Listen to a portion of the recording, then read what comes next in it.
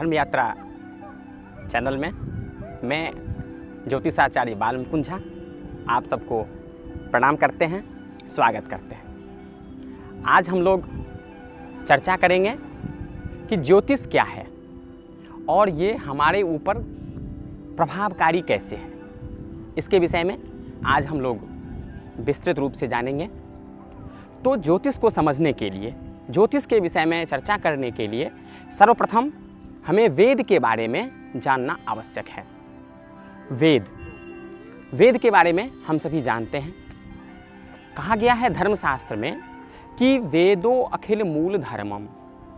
वेद जो है वो पूरे संसार के लिए, पूरे ब्रह्मांड के लिए धर्म का मूल है, जड़ है वेद। अब वेद वो पुरुष के रूप में हैं। वेद पुरुष हैं। पुरुष का अर्थ है कि साकार, अंग से युक्त। अंग से युक्त अंग कितने हैं इसके विषय में हम आप लोगों को बारी बारी से बताएंगे कि वेद षड अंग हैं। शिक्षा, कल्प, छंद, व्याकरण, ज्योतिष और निरुक्त, ये 6 वेद के अंग हैं, षडांग हैं। इसीलिए वेद को षडांग भी कहा जाता है। इसमें ज्योतिष जो है वो चक्षु है वेद का, आंख, दृष्टि, जिससे कि वेद पुरुष देखते हैं। वेद के माध्यम से ज्योतिष के से देखा जाता है। अब देखना, ये दृष्टियाँ जो है ये व्यापक दृष्टि में, ज्योतिष के माध्यम से हम व्यापक दृष्टि में देखते हैं, संकुचित दृष्टि में नहीं। ज्योतिष जो है ये 3 भागों में है, संहिता, सिद्धांत और होरा। संहिता शास्त्र, इसके माध्यम से हमको ये पता चलता है कि पूरे विश्व में जो होने वाली घटना है, जैसे आज कोरोना महामारी जिस तरह से चल रहा है, ये और सारी बातें हैं। ऑस्ट्रेलिया के जंगलों में आग, ये बात है। सिद्धांत के माध्यम से हम ये समझते हैं कि ग्रहण कब है। इससे पिछले एपिसोड में हमने आप लोगों को ग्रहण के विषय में बताया था। ग्रहण कब लगने हैं, तारे की क्या स्थिति है, नक्षत्र की क्या स्थिति है, ये सिद्धांत के माध्यम से हमको पता चलता है। अब तीसरा है होरा। इसके माध्यम से जातक के विषय में हम जानते हैं, हम अपने जीवन के विषय में जानते हैं कि हमारे जीवन में क्या, कब, कैसे और कब होना है। इसके विषय में ज्योतिष हमें बताता है। अब ज्योतिष शास्त्र के माध्यम से इसमें हम ये समझते हैं कि हमने पूर्व जन्म में किया हुआ जो हमारा है, जन्म जन्मांतर का जो हमारा है, इसके विषय में हम भली भांति समझ पाते हैं कि पिछले जन्म में हमारा क्या शुभ कर्म है और क्या अशुभ कर्म है। दैवज्ञ वराहमिहिर ने लघु जातक में उल्लिखित किए हैं उन्होंने कि यदुपचित मन्य जन्मनि शुभाशुभम तस्य कर्मणः पंक्तिम व्यंजयति शास्त्र में तमस द्रव्यानि दीप इव। श्लोक का स्पष्ट अर्थ ये है कि ज्योतिष शास्त्र के बिना हम अपने पूर्व जन्म के शुभ और अशुभ कर्मों को इस प्रकार नहीं देख पाते हैं जिस प्रकार से एक अंधेरे कमरे में नाना प्रकार का व्यंजन रखा हुआ है और एक लाइट चली जाने से हमें कुछ दिखाई नहीं देता है, फिर लाइट आती है तो हम सब कुछ भली भांति देख पाते हैं। यही ज्योतिष शास्त्र है कि हमने जन्म जन्मांतर में जो किया हुआ हमारा शुभ कर्म और अशुभ कर्म है, इसको हम देख पाते हैं और वो कब हमारे जीवन पर प्रभावकारी होता है, इसको हम भली भांति समझ पाते हैं। अब इससे क्या कनेक्शन है, इसको हम थोड़ा और डिटेल में आप लोगों को समझाते हैं। 3 प्रकार का कर्म होता है, क्रियमान, संचित और प्रारब्ध। क्रियमान कर्म जो दिन प्रतिदिन हम करते हैं, रोज़मर्रा के जीवन में जो काम को हम करते हैं उसको हम क्रियमान कार्य कहते हैं। प्रत्येक दिन जो हम काम करते हैं वो प्रत्येक दिन, एक बात ध्यान रहे यहाँ पर कि वो काम अच्छा भी हो सकता है और बुरा भी हो सकता है। ये बात मुझे पता नहीं चलता है कि हम कब अच्छा काम करते हैं और कब बुरा काम करते हैं। ये काम इकट्ठा होकर के संचित हो जाता है, संचित कर्म हो जाता है, ये दूसरा कर्म पार्ट है। और जब हम पंचतत्व में विलीन हो जाते हैं तो प्रारब्ध बन करके उसे हमें भोगना पड़ता है इस चीज़ को। तो ये 3 कर्म है, क्रियमान कर्म, संचित कर्म और प्रारब्ध कर्म। ये 3 प्रकार के कर्म हैं।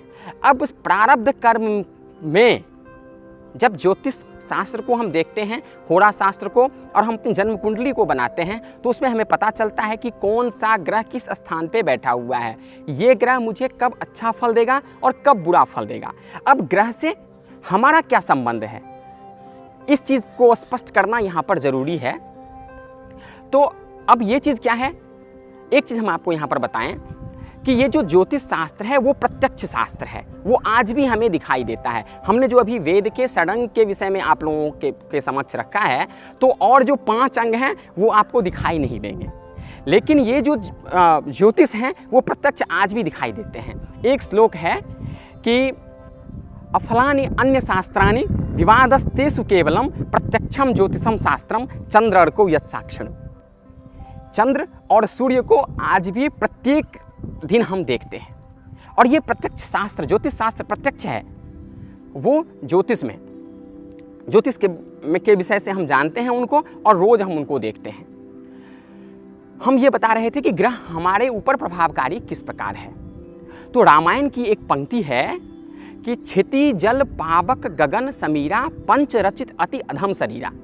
ये जो हमारे शरीर बने हुए हैं ये 5 तत्वों से मिलकर बने हुए हैं, क्षिति, जल, पावक, गगन और समीर। क्षिति का अर्थ होता है पृथ्वी, जल आप सभी जानते हैं, पावक मीन्स अग्नि, गगन मीन्स आकाश और समीर मीन्स हवा, वायु। ये 5 तत्वों से मिलकर हमारा शरीर बनता है। और ग्रह, प्लैनेट जो है पृथ्वी, इसका प्रतिनिधित्व करता है मंगल। जल, इसका प्रतिनिधित्व करता है शुक्र और चंद्रमा। अग्नि, इसका प्रतिनिधित्व करता है सूर्य और मंगल। सूर्य को आप देखते होंगे जलते हुए किस प्रकार से, उगने के टाइम में थोड़ा, लेकिन जब वो बीच में आ जाते हैं तो किस प्रकार से जलन होती है उनमें। तो अग्नि का प्रतिनिधित्व जो है वो मंगल और चंद्रमा करता है। अग्नि का, माफ़ी चाहता हूँ, अग्नि का जो है वो सूर्य और मंगल करता है। वायु का प्रतिनिधित्व जो है वो शनि करता है।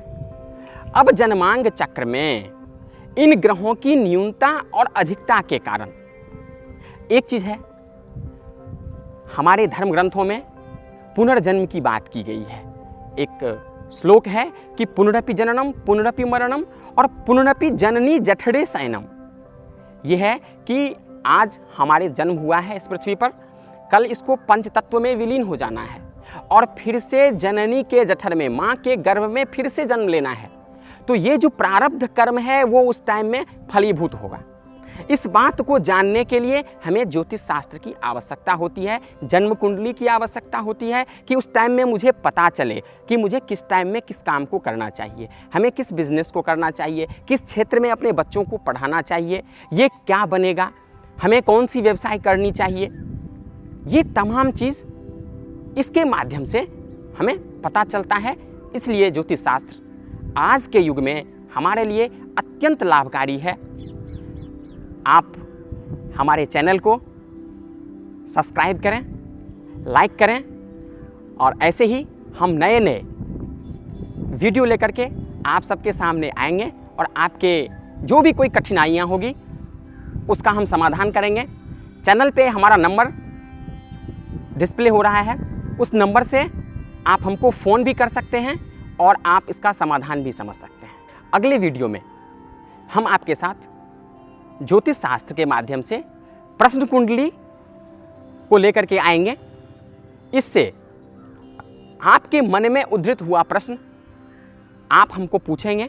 इसके लिए एक चीज़ ध्यान रहे कि जिस टाइम में आपके मन में प्रश्न आया हो कि क्या ये काम सिद्ध होने वाला है, क्या ये काम सफल होने वाला है, तो आप अपना टाइम नोट डाउन करेंगे और उस टाइम को आप हमको बताएंगे फ़ोन के माध्यम से, और हम प्रश्न लग्न के माध्यम से आपको बताएंगे कि आपका ये काम तत्क्षण होने वाला है, विलंब से होने वाला है, या फिर इस काम में बाधा है, फिर बाधा को ख़त्म कैसे करनी है, क्या करना है, इस चीज़ के बारे में हम आपको विस्तृत रूप से बताएंगे। धन्यवाद।